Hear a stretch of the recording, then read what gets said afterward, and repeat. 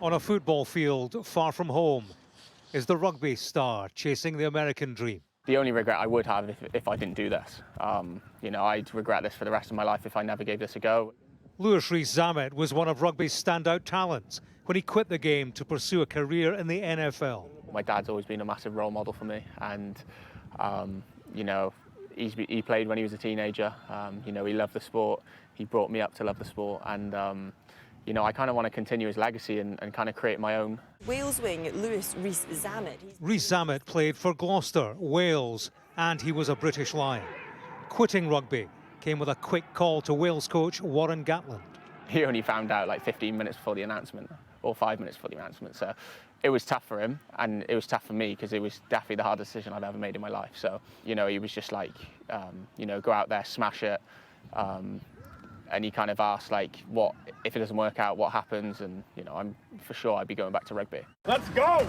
I feel like I could beat him in that space there. This is the game he plays now. I have to get that guy back. He's in Florida on a program to recruit players from outside America into the NFL. We have Louis Rees-Zammit from Wales. From the top of one game, it's the foot of another. The transferable skills in terms of ball in hand, playing running back kind of style is going to be a lot easier for me. It's more route running, being able to accelerate and stop on a dime.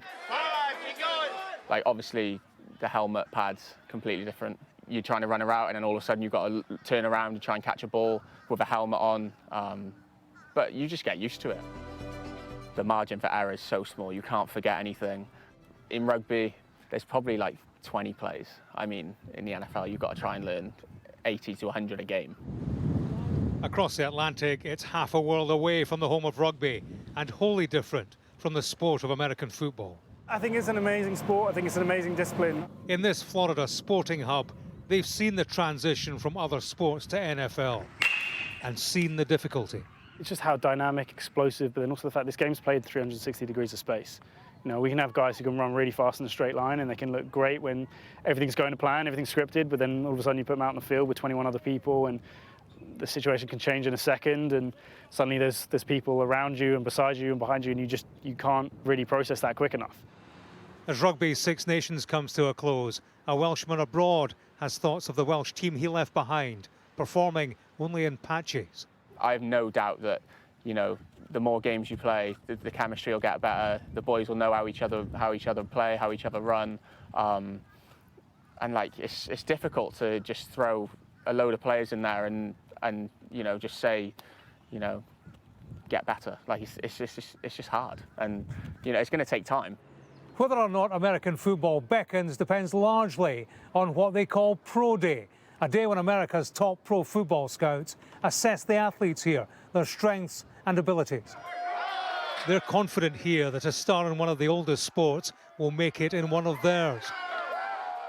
Where sport meets showbiz, Taylor Swift, the celebrity fan and all that. Taylor Swift, she's one of the biggest marketing aspects of the whole NFL scene. What do you think of her involvement? Oh, I think it's great for the sport. I mean, she's attracting people to love the sport, and I mean, it's great. I like Taylor Swift as a singer as well, so there's a lot of people that have mixed reviews or mixed opinions, but I think it's doing really good for the sport, and it's attracting a lot. With his pace, he's nicknamed Rees Lightning, and his new life is coming at him fast. James Matthews, Sky News, in Bradenton, Florida.